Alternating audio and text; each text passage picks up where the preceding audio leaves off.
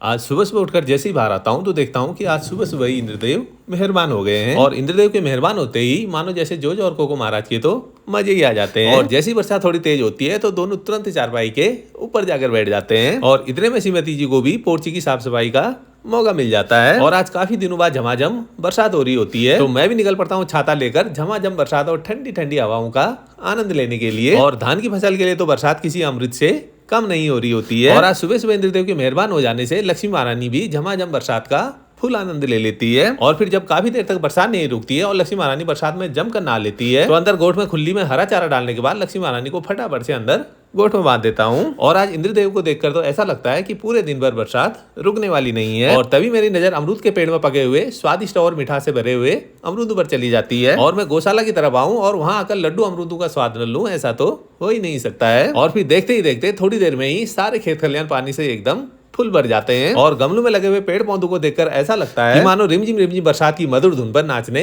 गाने लगे हों। और अब तो मुझे रिमझिम बरसात में घूमता हुआ देखकर जोजो और कोको महाराज से भी सब्र नहीं होता है। और फिर नाना करते करते जोजो और कोको महाराज भी निकल आते मेरे साथ बरसात का आनंद लेने के लिए। और फिर जोजो को तो बस शैतानी करने का मौका मिलना चाहिए। लेकिन जो भी हो, आज सुबह सुबह इंद्रदेव के मेहरबान होने से भीषण गर्मी से राहत मिल जाती है। राधे राधे।